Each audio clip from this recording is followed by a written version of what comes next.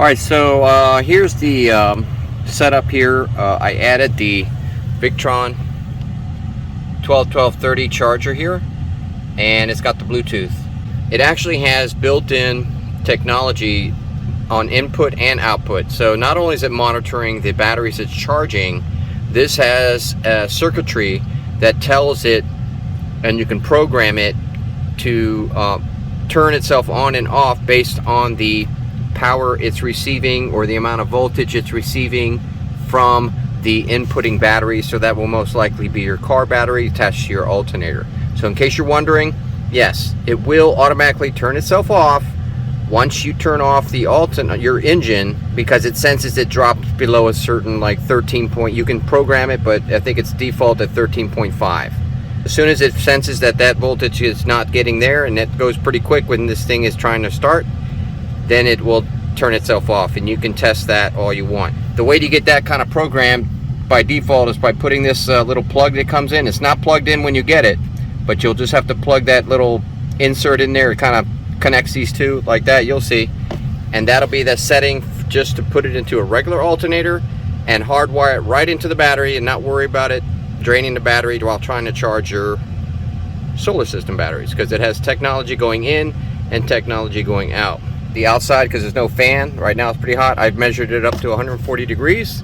Your connections on the input side, these are 4 gauge. I had to kind of take out some of the wires to shove them in there. If you don't have 6 laying around, you're gonna have to trim down your 4 gauge. Moving along, this Renogy 40 DC to DC is great. It works. It has technology going out to the battery, so that means it knows when to turn itself off. Of course, you can program it using basic dip switching. You can get them used for $150, $170. The new Victron back there is like $275. What you're not getting here with the Renogy is smart technology going in. All you got is a ignition sensor in the front over here. When you set it, you put this wire in the D+, and when that hits power, it's on and running, and will stay on and running and drain your batteries. Unless you go ahead and put it with your ignition switch, which is fine. This will work fine, I think, if you just, but that means you always have to have it on. And sometimes I wanted to have it on or off, so I have a manual switch setting power to this 12 volt D+ wire back here. This one right here just goes right into this little dip switch here area. And then I can turn them both on. I just turn it on manually. The benefit of having both these running, I didn't think I would be able to pull it off. This one I can just leave plugged in all the time, don't even worry about it. It turns on when it senses it's got enough voltage on this input side and when the batteries need, and it will turn itself off. It's very automated, that's what I wanted. But it's only 30 amps. I got 500 amp hour battery banks. 30 amps don't really cut it if you're trying to quickly charge a good 10% while you're driving. I said, let's try and hook this guy up at the same time. So I hooked him up at the same time, gave him the same source battery. I'm using a bus bar. So I gave him the same source coming from vehicle battery. They're both drawing from the same source. So this one will pull about 30 amps at this point, and this one can pull up to 60 amps. So it's a total of about 100 amps that you can at most pull if they're pushing out 40 amps and 30 amps. But when I did hook them up and turn them on, guess what? They both will add amperage. Whatever this was putting out, let's say 20 amps, because that's what it sensed it should do, this guy comes along and starts throwing in another 10, 20 amps as well. I flip this one on in emergencies or when I feel like I just want to ramp it up the charging cycle while I'm driving. And I just got to remember to turn him off. That's the only problem with this one.